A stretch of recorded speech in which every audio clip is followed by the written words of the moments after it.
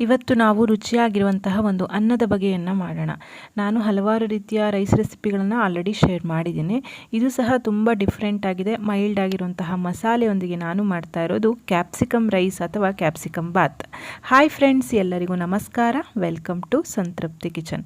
ಮೊದಲಿಗೆ ರೈಸ್ ಮಾಡೋದಕ್ಕೆ ನಾನು 2 ಲೋಟದಷ್ಟು ಬಾಸುಮತಿ ಅಕ್ಕಿಯನ್ನು 2 ಸಲ ಚೆನ್ನಾಗಿ ತೊಳೆದು ನೀರು ಹಾಕಿ ನೆನೆಸಿಟ್ಕೋತಾ ಇದ್ದೀನಿ. ಮಸಾಲೆ ಮಾಡೋದ್ರೊಳಗೆ ಒಂದು 10-15 ನಿಮಿಷ ಇದು ನೆನೀಲಿ. ಈಗ ಒಂದು ಪ್ಯಾನ್ ತೊಗೊಂಡು ಅದು ಬಿಸಿ ಆದಮೇಲೆ 1 ಚಮಚದಷ್ಟು ಧನಿಯಾ, 1 ಚಮಚದಷ್ಟು ಜೀರಿಗೆಯನ್ನು ಹಾಕ್ತಾ ಇದ್ದೇನೆ. ಇಲ್ಲಿ ಈ ಮಸಾಲೆನೇ ಇದಕ್ಕೆ ತುಂಬ ರುಚಿಯನ್ನು ಕೊಡೋದು. 1 ಅನಾನಸ್ ಮೊಗ್ಗು ಅಥವಾ ಅನಾನಸ್ ಹೂವು ಅಂತ ಹೇಳ್ತಾರಲ್ಲ ಅದು, 4 ಲವಂಗವನ್ನು ಹಾಕ್ತಾ ಇದ್ದೇನೆ. ಒಂದು ಅರ್ಧ ಇಂಚಿನಷ್ಟು ಚಕ್ಕೆಯನ್ನು ತುಂಡು ಮಾಡಿ ಹಾಕ್ತಾ ಇದ್ದೇನೆ. ನಂತರ 2 ಏಲಕ್ಕಿಯನ್ನು ಹಾಕ್ತಾ ಇದ್ದೇನೆ. 5-6 ಎಸಳು ಬಿಡಿಸಿಟ್ಕೊಂಡಿರೋಂತಹ ಬೆಳ್ಳುಳ್ಳಿ ಮತ್ತು ಬ್ಯಾಡಗಿ ಮೆಣಸಿನಕಾಯಿ, ಒಂದು 5-6 ಬ್ಯಾಡಗಿ ಮೆಣಸಿನಕಾಯಿ. ನಿಮಗೆ ಖಾರ ಜಾಸ್ತಿ ಬೇಕು ಅಂತಂದರೆ ಇಲ್ಲಿ ಇನ್ನೂ ಹೆಚ್ಚು ಕಡಿಮೆ ಮಾಡ್ಕೊಳ್ಬೋದು. ನಾನು ಬಣ್ಣ ಮತ್ತು ಖಾರ ಎರಡೂ ಆಗಲಿ ಅಂತ ಬ್ಯಾಡಗಿ ಮತ್ತು ಗುಂಟೂರು 4 ಗುಂಟೂರು ಮೆಣಸು ಸಹ ಹಾಕಿದ್ದೇನೆ. 2 ಹಾಕಿದ್ರೆ ಬಣ್ಣ ಮತ್ತು ಖಾರ ಎರಡೂ ಆಗುತ್ತೆ. ಮತ್ತು 1 ಚಮಚದಷ್ಟು ಎಣ್ಣೆಯನ್ನು ಹಾಕಿಬಿಟ್ಟು ಇದನ್ನು ಚೆನ್ನಾಗಿ ಒಳ್ಳೆ ಪರಿಮಳ ಬರೋ ತನಕ, ಸ್ವಲ್ಪ ರೋಸ್ಟ್ ಆಗಬೇಕು, ಎಲ್ಲದ್ರದ್ದು ಮಸಾಲೆದು ಪರಿಮಳ ಬರೋ ತನಕ ಹುರ್ಕೋಬೇಕಾಗತ್ತೆ. ಹೀಗೆ ಹುರಿದು ಫ್ರೆಶ್ ಆಗಿ ಮಸಾಲೆಯನ್ನು ಹಾಕಿ ಮಾಡೋದ್ರಿಂದಾನೇ ಇದು ತುಂಬಾ ರುಚಿಯಾಗಿರುತ್ತೆ. ಟ್ರೈ ಮಾಡದೇ ಇರೋರು ಟ್ರೈ ಮಾಡಿ ನೋಡ್ಬೋದು. ಲೋ ಫ್ಲೇಮ್ನಲ್ಲಿ ಇದನ್ನು ಚೆನ್ನಾಗಿ ಹುರ್ಕೊಳ್ಳೋಣ. ಚೆನ್ನಾಗಿ ಫ್ರೈ ಆಗಿದೆ. ಈಗ ಫ್ಲೇಮನ್ನು ಆಫ್ ಮಾಡಿ 1 ಕಪ್ಪಿನಷ್ಟು ತೆಂಗಿನಕಾಯಿ ತುರಿಯನ್ನು ಅದೇ ಬಿಸಿ ಪ್ಯಾನ್ಗೆ ಹಾಕಿ ಮಿಕ್ಸ್ ಮಾಡ್ತಾ ಇದ್ದೀನಿ. ಕಾಯಿ ಹಾಕಿ ಹುರಿಯೋದು ಬೇಡ. ಈಗ ಮಿಕ್ಸರ್ ಜಾರ್ಗೆ ಅದನ್ನು ಹಾಕಿ ಸ್ವಲ್ಪ ನೀರನ್ನು ಸಹ ಹಾಕ್ತಾ ಇದ್ದೇನೆ ಮತ್ತು ಒಂದು ಅರ್ಧ ಇಂಚಿನಷ್ಟು ಶುಂಠಿಯನ್ನು ಸಣ್ಣದಾಗಿ ಕಟ್ ಮಾಡಿ ಸೇರಿಸ್ತಾ ಇದ್ದೀನಿ. ಶುಂಠಿಯನ್ನು ಹಾಕಿ ಹುರಿಯೋದು ಬೇಡ, ಹಸಿಯಾಗಿ ಹಾಕ್ಕೊಳ್ಳೋಣ. ಈಗ ಈ ಮಸಾಲೆಯನ್ನು ನುಣ್ಣಗೆ ಹರ್ಕೋಬೇಕಾಗತ್ತೆ. ನಾನಿವಾಗ ಮಸಾಲೆಯನ್ನು ನುಣ್ಣಗೆ ರುಬ್ಕೊಂಡು ಬಂದಿದ್ದೀನಿ. ಈಗ ಒಂದು ಕುಕ್ಕರಿಗೆ ಮೊದಲಿಗೆ ತುಪ್ಪವನ್ನು ಹಾಕ್ತಾ ಇದ್ದೇನೆ. ಸ್ವಲ್ಪ ಎಣ್ಣೆ ಅಥವಾ ತುಪ್ಪದ ಪ್ರಮಾಣ ಯಾವಾಗಲೂ ರೈಸ್ ರೆಸಿಪಿಗಳಿಗೆ ಜಾಸ್ತಿ ಇದ್ದರೆ ಚೆನ್ನಾಗಾಗತ್ತೆ.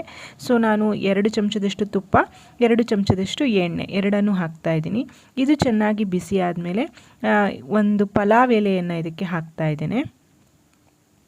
ನಂತರ ಉದ್ದುದವಾಗಿ ಹೆಚ್ಚಿರುವಂತಹ ಒಂದು ದೊಡ್ಡ ಗಾತ್ರದ ಈರುಳ್ಳಿಯನ್ನು ಹಾಕಿಬಿಟ್ಟು ಫ್ರೈ ಮಾಡ್ಕೊಳ್ಳೋಣ.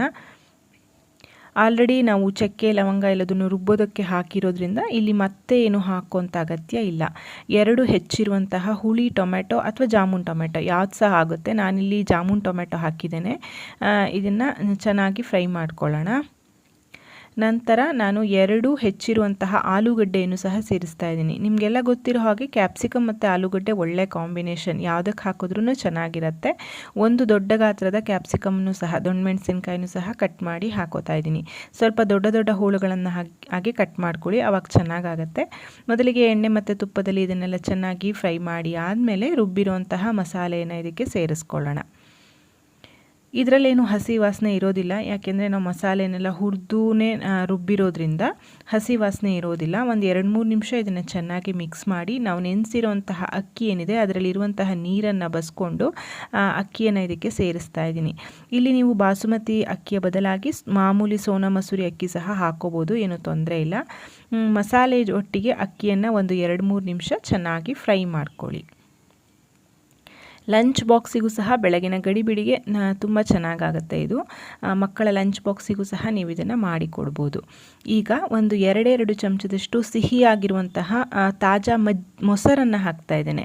ಹುಳಿ ಮೊಸರೆಲ್ಲ ಬೇಡ. ಇದು ಹಾಕೋದ್ರಿಂದ ರುಚಿ ಚೆನ್ನಾಗಿರುತ್ತೆ. ಯಾವುದೇ ರೈಸ್ ರೆಸಿಪಿಗಾಗಲಿ ಮೊಸರು ಹಾಕಿದ್ರೆ ಚೆನ್ನಾಗಿರುತ್ತೆ. 2 ಚಮಚದಷ್ಟು ಮೊಸರನ್ನು ಹಾಕಿ, ನಾನು 2 ಲೋಟದಷ್ಟು ಅಕ್ಕಿನ ತೊಗೊಂಡಿರೋದ್ರಿಂದ ಅದು ನೆನೆಸಿಟ್ಕೊಂಡಿರೋದ್ರಿಂದ ಮಿಕ್ಸರ್ ಜಾರ್ಗೆ ಹಾಕಿರುವಂತಹ ನೀರು ಎಲ್ಲದನ್ನು ಸೇರಿಸಿ ಅಳತೆ ಮಾಡಿ 3 ಲೋಟದಷ್ಟು ನೀರನ್ನು ಹಾಕಿದ್ದೇನೆ. ಅಕ್ಕಿಯನ್ನು ನೆನೆಸಿರೋದ್ರಿಂದ ನಮಗೆ ನೀರಿನ ಪ್ರಮಾಣ ಕಡಿಮೆ ಸಾಕಾಗುತ್ತೆ. ನೀವು ನಿಮ್ಮ ಅಕ್ಕಿಯ ಗುಣವನ್ನು ನೋಡಿಕೊಂಡು ನೀರನ್ನು ಹಾಕಿ. ಈಗ ಇದಕ್ಕೆ ರುಚಿಗೆ ತಕ್ಕಷ್ಟು ಉಪ್ಪನ್ನು ಹಾಕ್ಕೊಳ್ತಾ ಇದ್ದೀನಿ. ನಂತರ ಸಣ್ಣದಾಗಿ ಕಟ್ ಮಾಡಿರುವಂತಹ ಕೊತ್ತಂಬರಿ ಸೊಪ್ಪನ್ನು ಹಾಕ್ಕೊಳ್ಳೋಣ. ಸ್ವಲ್ಪ ಡಿಫ್ರೆಂಟ್ ಆಗಿದೆ. ಮಾಮೂಲಿ ನೀವು ಪಲಾವೆಲ್ಲ ಮಾಡೋ ಥರ ಇಲ್ಲ. ನೋಡಿದ್ರೆ ನಿಮಗೆ ಗೊತ್ತಾಗ್ತಾ ಇದೆ ಅಂತ ಅನ್ಕೋತೀನಿ. ನೋಡಿ, ಈ ರೀತಿ ಚೆನ್ನಾಗಿ ಕುದಿ ಬಂದ ಮೇಲೆ ನೀವು ಲಿಡ್ಡನ್ನು ಕ್ಲೋಸ್ ಮಾಡಿ ಜಸ್ಟ್ 1 ವಿಷಲ್ ಕೂಗಿಸ್ಕೊಂಡ್ರೆ ಸಾಕಾಗತ್ತೆ. 1 ವಿಷಲ್ ಕೂಗಿದೆ, ಪ್ರೆಷರ್ ಸಹ ಇಳಿದಿದೆ. ಈಗ ಇದನ್ನು ಓಪನ್ ಮಾಡ್ತಾ ಇದ್ದೀನಿ. ಚೆನ್ನಾಗಿ ಕುದಿ ಬಂದ ಮೇಲೆ ನಾವು ಲಿಡ್ಡನ್ನು ಕ್ಲೋಸ್ ಮಾಡೋದ್ರಿಂದ ನೋಡಿ ಎಲ್ಲದಕ್ಕೂ ನಮಗೆ ಚೆನ್ನಾಗಿ ಮಸಾಲೆ ಹಿಡಿದಿರುತ್ತೆ. ಮೇಲೆ ಮಸಾಲೆ ಬಂದು ಕೂರೋದು, ಕೆಳಗಡೆ ಬಿಳಿ ಅನ್ನ ಆ ರೀತಿ ಆಗೋದಿಲ್ಲ. ಚೆನ್ನಾಗಿ ಇದನ್ನು ಮೇಲೆ ಕೆಳಗೆ ಮಾಡ್ಕೊಳ್ಳಿ. ತುಂಬ ಬಿಸಿ ಇರೋದ್ರಿಂದ ಸ್ವಲ್ಪ ಮುದ್ದೆ ಅಂತ ಅನ್ನಿಸ್ತಾ ಇದೆ. ತುಂಬ ಮಿಕ್ಸ್ ಮಾಡಬೇಡಿ. ಬಾಸುಮತಿ ಅಕ್ಕಿ ಆಗಿರೋದ್ರಿಂದ ಅದು ಒಡೆದು ಹೋಗುವಂಥ ಚಾನ್ಸಸ್ ಇರುತ್ತೆ. ನಾನು ಝೂಮ್ ಮಾಡಿ ತೋರಿಸ್ತಾ ಇದ್ದೀನಿ ನೋಡಿ, ಒಳ್ಳೆ ಬಣ್ಣ ಸಹ ಬಂದಿರುತ್ತೆ. ನಾವು ಬ್ಯಾಡಗಿ ಗುಂಟೂರು ಎರಡೂ ಹಾಕಿರೋದ್ರಿಂದ ರುಚಿಯಾಗಿರುವಂತಹ ಕ್ಯಾಪ್ಸಿಕಮ್ ಬಾತ್ ಅಥವಾ ಕ್ಯಾಪ್ಸಿಕಮ್ ರೈಸ್ ತಯಾರಾಯಿತು. ಇದನ್ನು ನಿಮ್ಮ ಇಷ್ಟದ ಯಾವುದಾದ್ರೂ ಮೊಸರು ಬಜ್ಜಿ ಜೊತೆನೋ ಸಲಾಡ್ ಜೊತೆನೋ ಸರ್ವ್ ಮಾಡ್ಬೋದು.